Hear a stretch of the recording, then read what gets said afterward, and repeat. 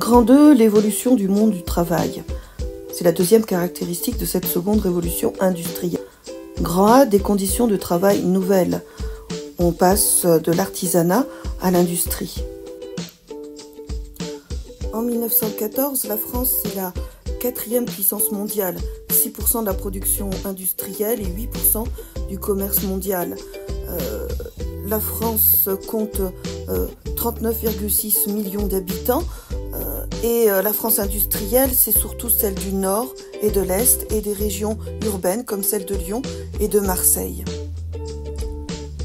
Le pays se modernise, de vastes complexes industriels se développent. Dans le secteur automobile, on assiste au début du taylorisme, du nom de l'ingénieur américain qui a inventé cette façon de parcelliser les tâches. On voit ici sur la chaîne de montage dans les usines Renault que les machines sont bien alignées. Chaque ouvrier est affecté à une tâche, ce qui permet d'augmenter la productivité. La famille Schneider fait du Creusot le premier complexe industriel de France. On voit ici que c'est une véritable dynastie patronale tout au long du 19e siècle et jusqu'en 1942, encore au 20e siècle. La famille Schneider fait du Creusot le premier complexe industriel de France, structuré autour de mines de charbon, de fonderies, de vastes entrepôts en acier, produisant plus de 100 locomotives par an, mais aussi du matériel de guerre, des canons, des obus, comme Krupp dans l'Allemagne voisine. La population active est essentiellement masculine. On voit qu'elle augmente légèrement pour les femmes, sachant que les femmes, on le verra, ont toujours travaillé, mais pas officiellement pendant la révolution industrielle qui les écarte du travail productif.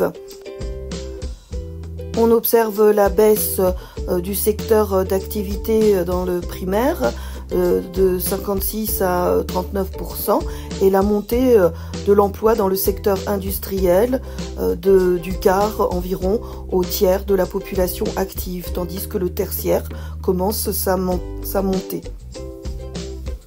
On voit ici sur ce graphique en vert que la population rurale en valeur absolue baisse très légèrement. Les campagnes sont encore très peuplées. Par contre, en valeur relative, la baisse est très nette.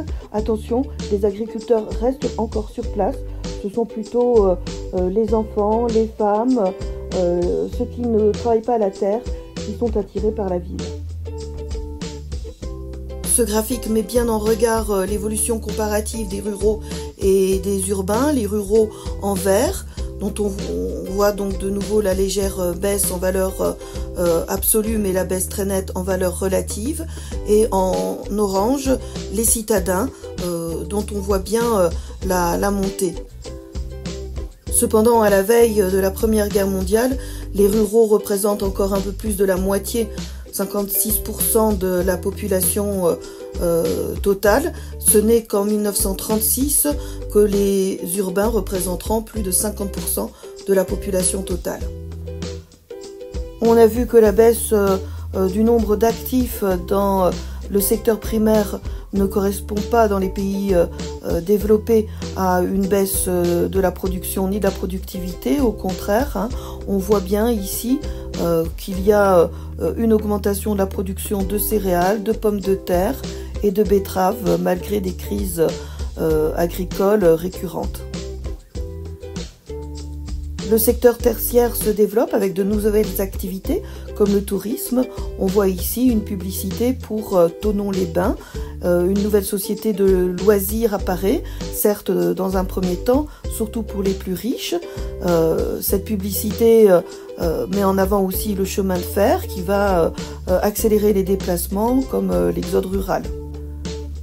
On a un développement des transports à l'échelle nationale, mais aussi à l'échelle internationale, par exemple avec le canal de Suez qui est inauguré en 1869 par l'impératrice Eugénie, la femme de Napoléon III, et qui est le résultat d'un grand projet porté par les industriels saint-simoniens.